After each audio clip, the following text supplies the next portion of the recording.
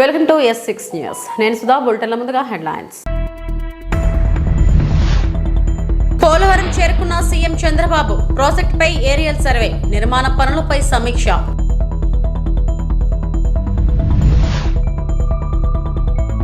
బాధితులు తీసుకున్న క్షణం నుంచే సమూల మార్పులకు శ్రీకారం. టీటీడీ కొత్త ఈవో సంచలన నిర్ణయం.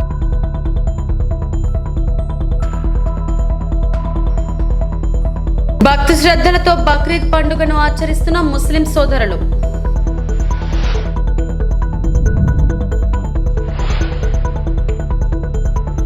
ఆంధ్రప్రదేశ్ ముఖ్యమంత్రిగా బాధ్యతలు చేపట్టాక తొలిసారి పోలవరంలో పర్యటిస్తున్నారు చంద్రబాబు నాయుడు. గతంలో ప్రతి సోమవారం పోలవరం పేరుతో ఆయన నిర్మాణ పనులపై సమీక్ష జరిపేవారు. ఇప్పుడు కూడా అదే రీతిలో సోమవారం నాడు పోలవరాన్ని సందర్శిస్తున్నారు బాబు. ప్రాజెక్ట్ పురోగతి విషయంలో క్షేత్రస్థాయిలో పర్యటించిన చంద్రబాబు అధికారులను వివరాలు అడిగి తెలుసుకోనున్నారు. పోలవరం స్టేటస్ రిపోర్ట్ ప్రకారం మొత్తం ప్రాజెక్ట్ పనులు 50% కూడా కంప్లీట్ కాలేదు. ఇప్పటి వరకు 49.79% ప్రాజెక్టు మాత్రమే పూర్తి అయింది. హెడ్ వర్క్స్ పనులు 72.63%, కుడి కాలువ 92.75% పూర్తయ్యాయి. అలాగే ఎడమ కాలువ పనులు 73.7% పూర్తయ్యాయి. భూసేకరణ, పునరావాసం అయితే 22.55% మాత్రమే జరిగాయి. ఇక అప్రోచ్ ఛానల్ పనులు 79% కంప్లీట్ అయ్యాయి. స్పిల్వే పనులు 88% పూర్తి కాగా pilot channels works 48%, right left connectivity 68% పూర్తయింది. మొత్తం ప్రాజెక్టులో 3 గ్యాప్స్ ఉంటే గ్యాప్ 1 అండ్ గ్యాప్ 2లో డయాఫ్రమ్ వాల్ రిపేర్స్ జరుగుతున్నాయి. 2 చోట్ల నేలను గట్టిపరిచే పనులు చేస్తున్నారు. ఇక గ్యాప్ 3లో కాంక్రీట్ డ్యామ్ కంప్లీట్ అయింది. హెలికాప్టర్ ద్వారా మొత్తం ప్రాజెక్టును ఏరియల్ వ్యూ ద్వారా పరిశీలించారు చంద్రబాబు. ఆ తర్వాత ప్రాజెక్ట్ సైట్కు నేరుగా వెళ్లి చెక్ చేశారు. స్పిల్వే, గైడ్ బైండ్, ఎగువ copper dam, gap 1, gap 2, gap 3 నిర్మాణాలు, దిగువ కాపర్ డ్యామ్, పవర్ హౌస్ను స్వయంగా పరిశీలించారు.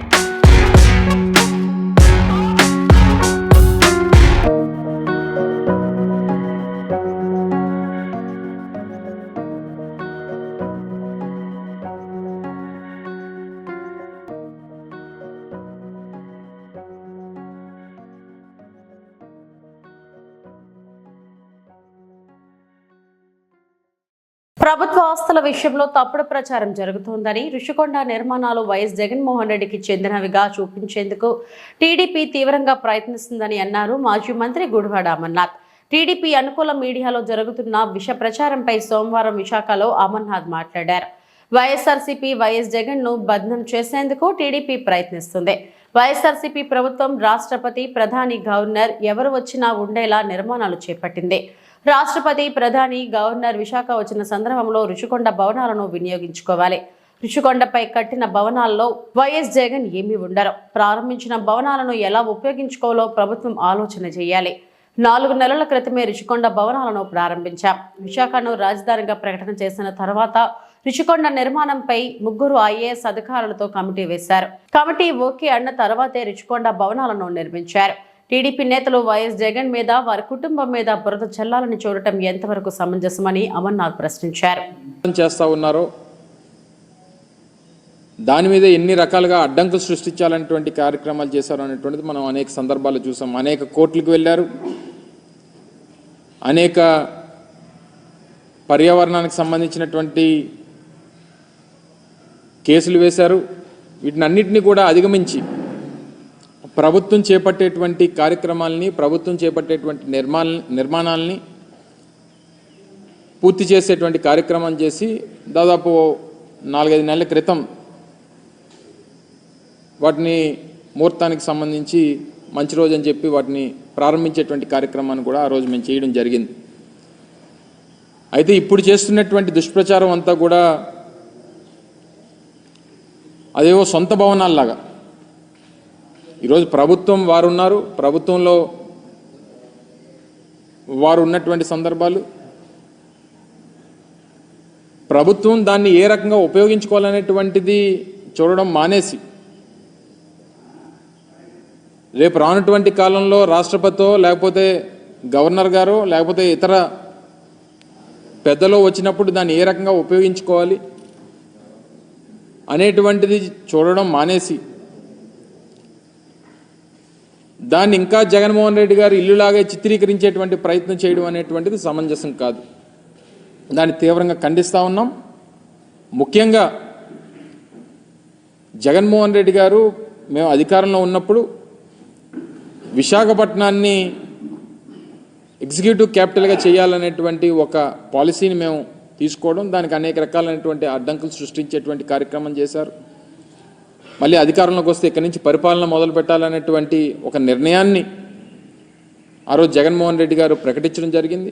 సరే, ఎన్నికల్లో వచ్చినటువంటి ఫలితాలు దాన్ని ప్రజాస్వామ్యంగా అంగీకరించి వారికి అధికారం వచ్చింది. సరే, వారు ఇప్పుడు నిర్ణయం తీసుకున్నారు, నిర్ణయం తీసుకున్న దాని ప్రకారం వారు చేసుకుంటారు. విశాఖపట్నం అనేటువంటిది ఉమ్మడి రాష్ట్రం ఉన్నప్పటి నుండి, హైదరాబాద్ రాజధానిగా ఉమ్మడి రాష్ట్రానికి ఉన్నప్పటి నుంచి రెండో అతిపెద్ద నగరంగా అభివృద్ధి చెందినటువంటి ప్రాంతం విశాఖపట్నం. అధికారంలోకి వచ్చాక కూడా వైసీపీ దాడుల్లో 3 కోల్పోయామని సీఎం చంద్రబాబు ఆదేశాలతో సమన్వయం పాటిస్తున్నాం, శాంతి భద్రతలకు విఘాతం కలగకూడదనే మౌనంగా ఉంటున్నామన్నారు మంత్రి నారా లోకేష్. దుమ్మపూడి మంగళగిరిలోనే మైనార్టీ సోదరుని వైకాపా నాయకుడు చంపాడు. బ్యాట్ పట్టుకుని కొట్టి చంపేశాడు. వాళ్ళు మా కార్యకర్తలు చంపి ఇప్పుడు ఏం ప్రశ్న అడుగుతున్నారు. ఈ రోజు కూడా తాడిపత్రులు మా కార్యకర్తను చంపేశారు. చంద్రబాబు నాయుడు గారు ఓర్పు సహనంతో మమ్మల్ని ఉండమన్నారు కనుక ఓర్పు సహనంతో ఉన్నాం. లా అండ్ ఆర్డర్ మెయింటైన్ చేయమన్నారు కనుక మేము ఎక్కడ ఇష్యూ చేయట్లా. మంగళగిరిలో కూడా లా అండ్ ఆర్డర్ ఉండాలి, నేను ఇష్యూ చేయట్లా. చెప్తున్నా, మిమ్మల్ని అడుగుతున్నా, ఎక్కడండి వైకాపా కార్యకర్త ఎవరు దెబ్బ తగిలింది, ఎవరిని చంపాము, ఒక్కడి జోలికి వెళ్ళాం మేము. వాళ్ళు 3 మమ్మల్ని చంపి తిప్పి మా పైన ఆరోపణ చేస్తాం. కరెక్ట్ గా రుషికొండ ప్యాలెస్ బహిర్గతమైంది ఏంటి సార్? 500 కోట్లు మొత్తం చూడండి, ఇంకా చాలా ఉందని. ఇంకా ముఖ్యమంత్రి గారు దానిపైన నివేదిక అడిగారు, ఎంత ఖర్చు అయింది, దేనికి ఖర్చు పెట్టారు, మొత్తం డీటెయిల్స్ అడిగారు. ఇంకా రావాల్సిన అవసరం ఉంది. ఇదే కాదు, ఇలా చాలా కట్టినట్టున్నారు. అన్ని వివరాలు వచ్చిన తర్వాత ప్రజల ముందర పెడతాం. వాళ్ళ ఇంట్లో కూడా ఫర్నిచర్ 46 కోట్లు ఉందంట. మరి కోటలి శివప్రసాద్ అదే కేసులో ఆత్మహత్య చేసుకున్నారు. అదంతా అధికారులు వాళ్ళ ప్రాసెస్ వాళ్ళు ఫాలో చేసుకుంటారు. ముస్లిం సోదరులకు బక్రీద్ శుభాకాంక్షలు తెలిపిన రాష్ట్ర గనుల మరియు భూగర్భ వనరుల మరియు అబ్కారీ శాఖ మంత్రి శ్రీ కొల్లు రవీంద్ర. రాష్ట్ర గనులు మరియు భూగర్భ వనరులు మరియు అబ్కారీ శాఖ మంత్రి శ్రీ కొల్లు రవీంద్ర ముస్లిం సోదరులకు బక్రీద్ శుభాకాంక్షలు తెలిపారు. ముస్లిం సోదరులు అత్యంత భక్తి శ్రద్ధలతో జరుపుకునే రంజాన్ తర్వాత పండుగ బక్రీద్ అన్నారు. ఎంతో ప్రాధాన్యత కలిగిన బక్రీద్ పండుగను ప్రతి ఒక్క ముస్లిం సోదరుడు అత్యంత భక్తి శ్రద్ధలతో జరుపుకోవాలన్నారు. ముస్లిం సోదరులందరికీ కూడా బక్రీద్ శుభాకాంక్షలు. మరి బక్రీద్ అనేది ప్రపంచంలో ఉన్నటువంటి ప్రతి ఒక్క ముస్లిం సోదరుడు రంజాన్ మరి పండుగ తర్వాత బక్రీద్ని అత్యంత ప్రాధాన్యతతో నిర్వహించుకుంటారు. ఆ రోజున మరి హజ్ యాత్రకి మరి ఉమ్రాకి వెళ్ళినటువంటి యాత్రికులు పెద్ద ఎత్తున ఆ సమయంలో అక్కడ చేరి అక్కడ ప్రదక్షిణ చేస్తూ ఉంటారు. మరి దానికి నిరతగా మరి ఈ పండుగని ప్రపంచవ్యాప్తంగా ఉన్న ప్రతి ఒక్క ముస్లిం సోదరుడు మరి నిర్వహించుకుంటాం అన్నందుకు మనస్ఫూర్తిగా మరొకసారి శుభాకాంక్షలు తెలియజేస్తా ఉన్నాను. మరి ఈ సందర్భంగా పెద్ద ఎత్తున మరి ముస్లిం సోదరులందరూ కూడా అందరికీ భోజనాలు పెడుతూ బిర్యానీలు వండుతూ మరి కుల మతాలకు అతీతంగా అందరినీ ఆహ్వానించి ఈ పండుగను నిర్వహించుకుంటూ ఉంటారు. వాళ్ళందరూ కూడా మరొకసారి హృదయపూర్వక బక్రీద్ శుభాకాంక్షలు. తూర్పుగోదావరి జిల్లా బెక్కవోలు మండలం కొమరపాలెం గ్రామంలో గత పాలక వర్గానికి చెందిన ఒక నియంత కొమరిపాలెం గ్రామంలో అనేక అక్రమాలు అరాచకాలు చేశాడని ఆరోపణపై స్థానిక ఎమ్మెల్యే నల్లమిల్లి రామకృష్ణారెడ్డి విచారించగా అందులో భాగంగా స్థానిక సబ్స్టేషన్ దగ్గర ఉన్న ప్రైవేట్ లేఅవుట్ భాగోతం బయటపడింది. రుడా అధికారులకు తప్పుడు సమాచారం ఇచ్చి ప్రైవేట్ లేఅవుట్కి పర్మిషన్ తెచ్చుకున్నారని ఆరోపణ ఉందని, అంతేకాకుండా ప్రైవేట్ లేఅవుట్కి పంచాయతీకి సంబంధించిన మరియు దేవాదాయ శాఖకు సంబంధించిన భూమిని కలుపుతూ రోడ్డు వేశారని, ఆ రోడ్డుకి పంచాయతీరాజ్ శాఖ నుండి కానీ దేవాదాయ శాఖ నుండి కానీ ఎటువంటి పర్మిషన్ లేకుండానే అధికార మదంతో అక్రమాలు చేశారని తెలిపారు. అంతేకాకుండా కొమరిపాలెం గ్రామంలో శాంతి భద్రతల కోసం కూడా ఉందని, కొమరిపాలెం నియంతపై ఉన్న అభియోగాలపై విచారణ జరిపించి కఠిన చర్యలు తీసుకోవడం జరుగుతుందని అనపర్తి ఎమ్మెల్యే నల్లమిల్లి రామకృష్ణారెడ్డి తెలిపారు. ఈ బోర్డర్ వరకు వస్తే ఈ బోర్డర్ మా గట్ట మా బోర్డర్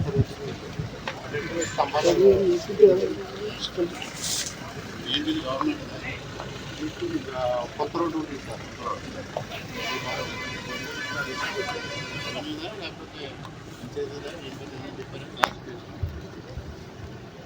ఏది పంచాయతీ పంచాయతీ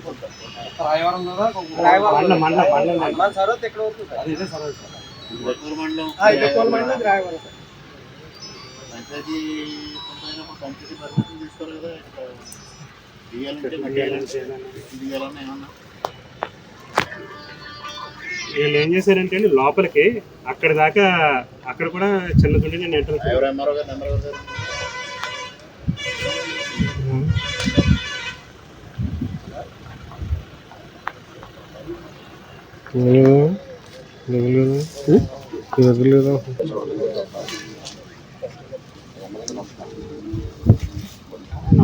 అనపర్తి ఎమ్మెల్యే రామకృష్ణ గారు మాట్లాడుతున్నారు.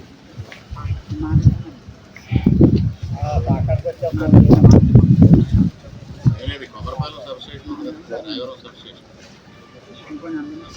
పక్కన ఒక గుంత ఉంది. అంతా ఎన్నిదా పంచాయతీ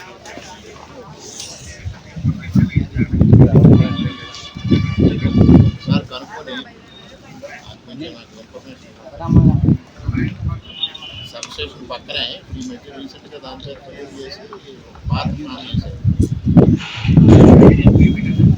పాత ఒకటి దారి ఒకటి ఫామ్ చేశారు. అది రెవెన్యూ కొంత పంచాయతీ సంబంధించిన ల్యాండ్ కావాలి.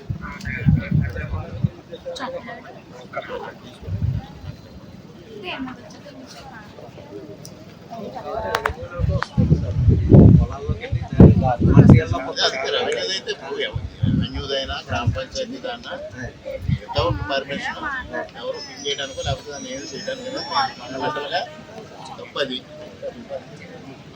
ఫండమెంటల్ తప్పది. తర్వాత మిగిలిన అన్నీ వస్తాయి.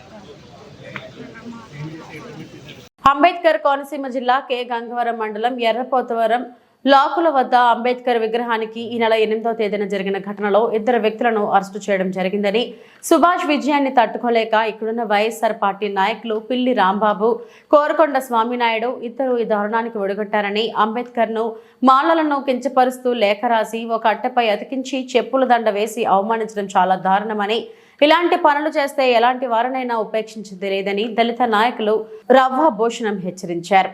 నియోజకవర్గంలో కె గంగవరం మండలం ఎర్రపతవరం లాకుల దగ్గర మొన్న జరిగినటువంటి 8వ తారీఖున జరిగినటువంటి ఘటన ఏదైతే ఉందో, బాబాసాహెబ్ అంబేద్కర్ వారి శిలా విగ్రహాన్ని అవమానపరచడం కానీ, మరి ఒక కులాన్ని అసభ్య పదజాలంతో రాసి వేలాడదీసే ఒక నోటుని వేలాడదీయడం ఏదైతే ఉందో, మరి ఆ ఘటనలో ఈరోజు 2 వ్యక్తులను అరెస్ట్ చేయడం జరిగింది.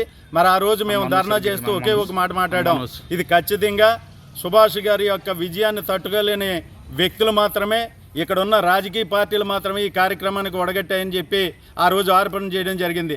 మరి 100% ఈరోజు పట్టుబడినటువంటి వ్యక్తులు ఎవరైతే ఉన్నాడో, పిల్లి రాంబాబు సర్పంచ్ ఎర్రపతవరం, మరి నాయుడు అనే వ్యక్తి ఎస్సీ కులానికి చెందిన వ్యక్తి, మరి వీళ్ళిద్దరూ వెనక ఈ నియోజకవర్గంలో రామచంద్రపురం వైసీపీ పార్టీ వ్యక్తులు ఉన్నారనేది ఆ రోజు ఏదైతే ఆరోపణ చేశానో ఇది నిజమైందని చెప్పి ఈరోజు ఈ నియోజకవర్గ ప్రజలందరూ కూడా మరి గమనించాలి. మరి ఈరోజు ఏదైతే మరి సుభాష్ గారి గెలుపు ఏదైతే ఉందో ఈ నియోజకవర్గంలో, ఆ రోజు వచ్చి సుభాష్ గారు ఎట్టి పరిస్థితుల్లోనే ఇలాంటి కార్యక్రమాలని, ఇలాంటి సంఘ విద్రోహ శక్తుల్ని కూడా ఉపేక్షించేది లేదని చెప్పి పోలీసు వారికి ఆదేశాలు ఇవ్వడం జరిగింది. దాంట్లో భాగంగా ఈ రామచంద్రపురం సర్కిల్ ఇన్స్పెక్టర్ గారు దొరరాజు గారు కానీ, స్టేషన్ ఇన్స్పెక్టర్ మరి భాషా గారు కానీ మరి సాకసక్యంగా ఈ కేసుని ఛేదించి ఎవడైతే ముద్దాయి ఉన్నారో మరి ఇద్దరిని కూడా అరెస్ట్ చేసి ఈ నియోజకవర్గంలో మరి పోలీసు డిపార్ట్మెంట్ వారు ఖచ్చితంగా ఈ కేసుని మరి పురోగతి సాధించినందుకు వారికి ధన్యవాదాలు తెలియజేస్తున్నాం. మరి అలాగే ఇలాంటి ఈ నియోజకవర్గంలో మరి కొత్తగా వచ్చాడు సుభాష్ గారు.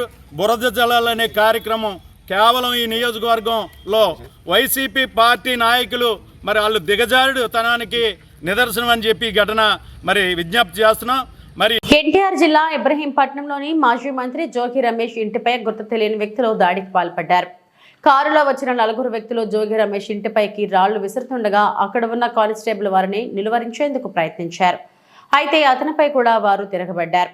ఆ సమయంలో జోగి రమేష్ ఇంట్లో ఎవరూ లేరు. అప్పటికే దాడి చేసే ప్రమాదం ఉండటంతో మాజీ మంత్రి ఇంటి ముందు ఇబ్రహీంపట్నం పోలీసులు ఇనుప ఫెన్సింగ్ కూడా ఏర్పాటు చేశారు. జోగి రమేష్ కుటుంబ సభ్యులు ఇంట్లో లేకపోవడంతో పెనుముప్పు తప్పింది. జోగి రమేష్ ఇంటిపై దాడికి పాల్పడిన వారిని కఠినంగా శిక్షించాలని స్థానిక వైసీపీ నేతలు డిమాండ్ చేస్తున్నారు.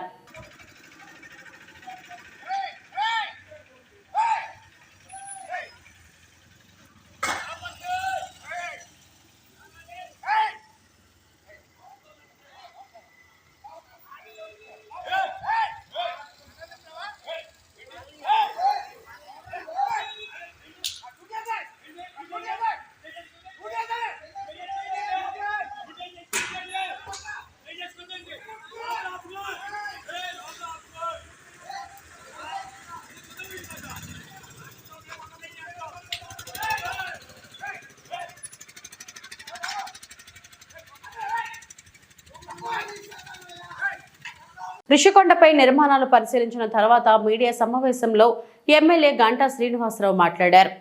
ఎన్నో ఏళ్లుగా ఉన్న రిషికొండ నిర్మాణాల ఉత్కంఠ ఈ రోజు తెరలేపడం జరిగింది.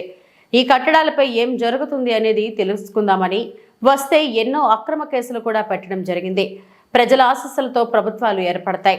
2019లో ఒక్క ఛాన్స్ అంటూ అధికారంలోకి వచ్చారు జగన్మోహన్ రెడ్డి. ప్రభుత్వంపై ఎవరు ప్రశ్నించినా అక్రమ కేసులు పెట్టేవారు. గతంలో అసెంబ్లీ సాక్షిగా జగన్మోహన్ రెడ్డి అమరావతి రాజధాని అని చెప్పారు. అధికారంలోకి వచ్చాక విశాఖలో రాజధాని, అదేవిధంగా 3 రాజధానులు అని యూటర్న్ చేశారు. పచ్చటి టూరిజం రిసార్ట్ను అన్యాయంగా కూల్చివేసి విలాసవంతంగా కట్టడాలను కట్టారు. రిషికొండ నిర్మాణాలపై ఆది నుంచి కూడా అన్ని వివాదాలే. పచ్చటి కొండను గుండు చేశారు ఈ జగన్మోహన్ రెడ్డి. ముందు టూరిజం అన్నారు, కొంతకాలం రిసార్ట్స్ అన్నారు, మరికొంతకాలం ముఖ్యమంత్రి క్యాంప్ కార్యాలయం అన్నారు.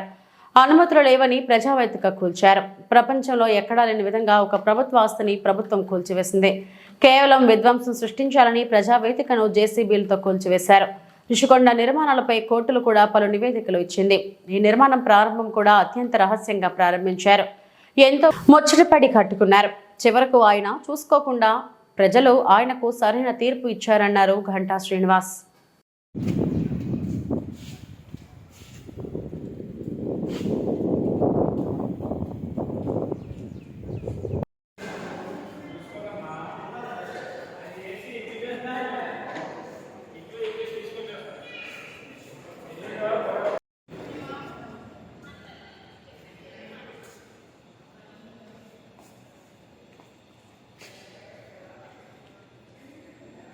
ఇంతకాలం లేదు ముఖ్యమంత్రి క్యాంప్ ఆఫీస్ అన్నారు.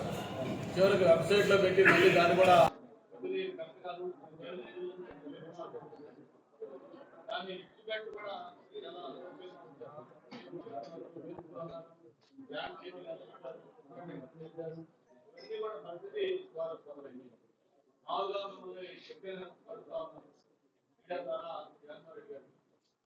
ఆ రోజు ప్రజావేదిక చేసినప్పుడు ఆయన చెప్పిన ఆ ప్రజావేదికకి అనుమతులు లేవు. అనుమతులు కూడా చట్ట విరుద్ధంగా ఇచ్చారు. అది ఏదైతే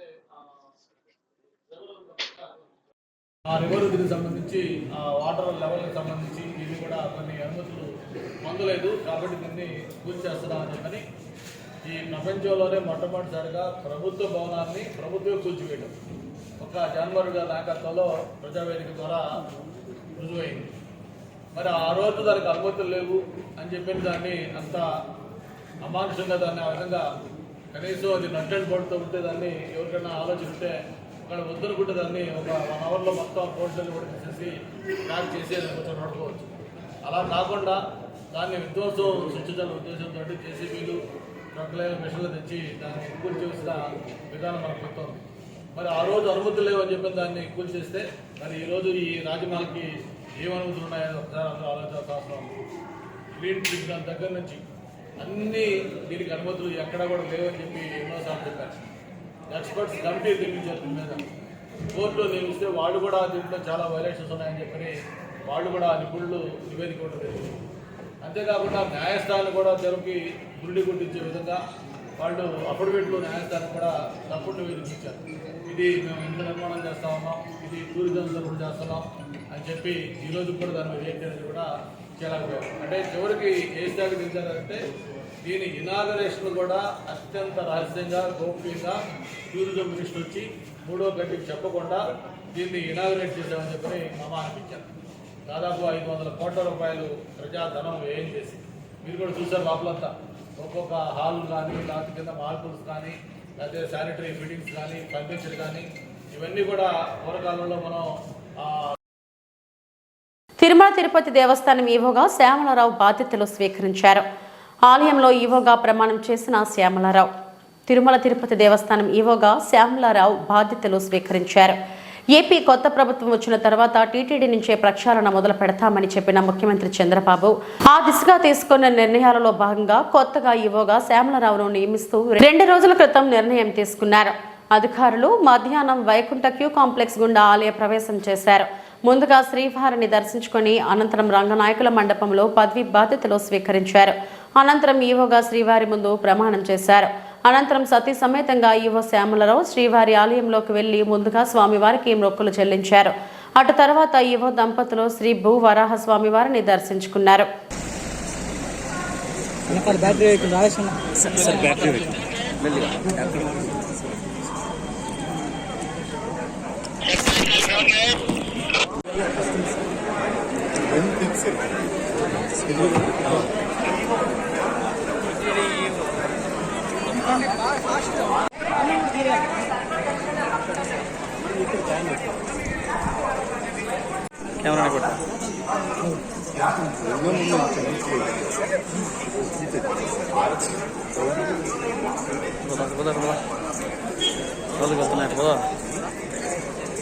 ప్లేస్ వాళ్ళే కొట్టుకుంటున్నారు.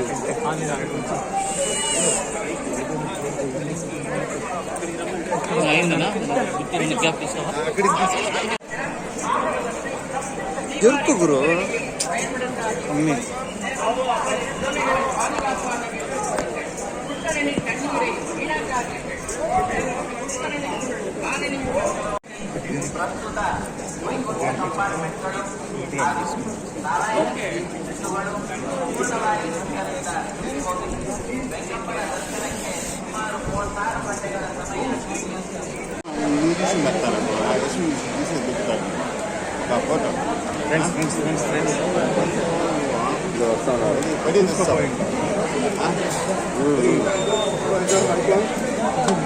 కొంచెం సైడ్ బాబు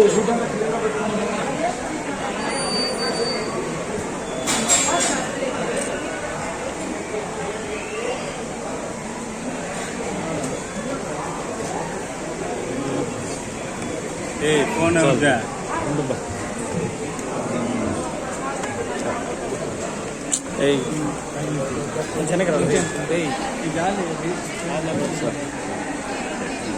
మెదక్ జిల్లా చేగుంట మండలంలో ఉన్నటువంటి చందాయిపేట, మక్కరాజ్పేట, పోతానపల్లి, వడియారం, రెడ్డిపల్లి గ్రామాలలో నేడు ముస్లిం సోదరులు ఘనంగా బక్రీద్ పండుగ జరుపుకున్నారు.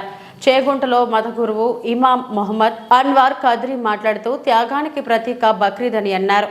కార్యక్రమంలో మండలంలో ఉన్నటువంటి ఆయా గ్రామాల యువకులు, పెద్దలు తదితరులు పాల్గొన్నారు. फिर साहब ने अर्ज किया, या रसूल अल्लाह, भेड़ और दुम्बे के बारे में आपका क्या हुक्म है? तो फरमाया, भेड़ या दुम्बा भी अगर कोई ज़बह करता है तो अल्लाह तबारक व तआला उसके भी हर बार के बदले में एक अजीम नेकियां अता फरमाता है। मेरे मोहतरम, कुर्बान जाए अल्लाह उसके रसूल के करम के ऊपर कि अल्लाह तबारक व तआला ने हमें मज़हब इस्लाम जैसा मुक़द्दस मज़हब अता फरमाया और अल्लाह तबारक व तआला ने इरशाद फरमाया कि ना अल्लाह तबारक व तआला को तुम्हारे कुर्बानी का गोश्त पहुँचता है ना, यानी जो जितने अखलास के साथ, जो जितने खुलूसुलिल्लाहियत के साथ, जो जितनी रिज़ा इलाही में डूब कर कुर्बानी करता है, अल्लाह तबारक व तआला उसे उतना ही अजीम सवाब अता फरमाता है। बल्कि यही तक कि महदूद नहीं, अल्लाह के हबीब ताजदार कायनात इमामुल अंबिया ने इरशाद फरमाया, ए लोगों, कुर्बानी खुश दिली के साथ किया करो, इसलिए कि कुर्बानी के जानवर के खून का कतरा ज़मीन पर गिरते ही वो मकाम कबूलियत को पहुँच जाता है। मेरे मोहतरम, इतना बड़ा मौका बगैर हाथ उठाए हुए अल्लाह अकबर कहते हुए रुकू में जाया जाएगा। इस तरह नमाज को मुकम्मल करेंगे, फिर खुतबा होगा, फिर सलाम होगा, मसाफा मुआलका।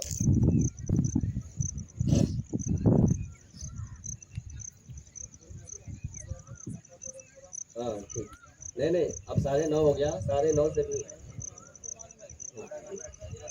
हाँ नहीं बहुत हो गया।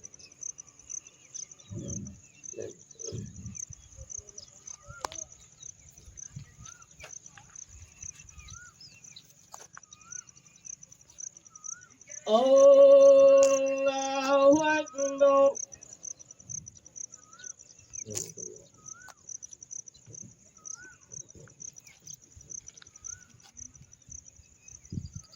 Allahu Akbar.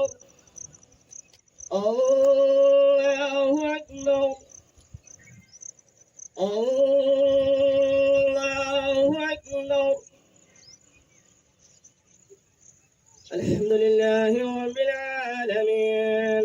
Ar-Rahmanir Rahim. Maliki Yawmiddin. Iyyaka na'budu wa iyyaka nasta'in.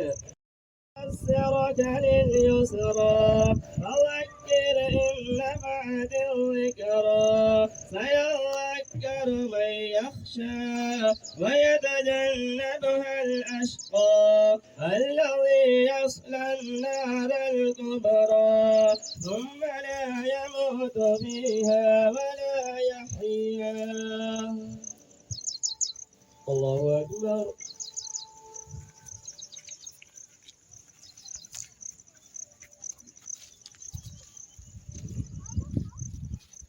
سمع الله لمن حمده. الله أكبر. الله أكبر.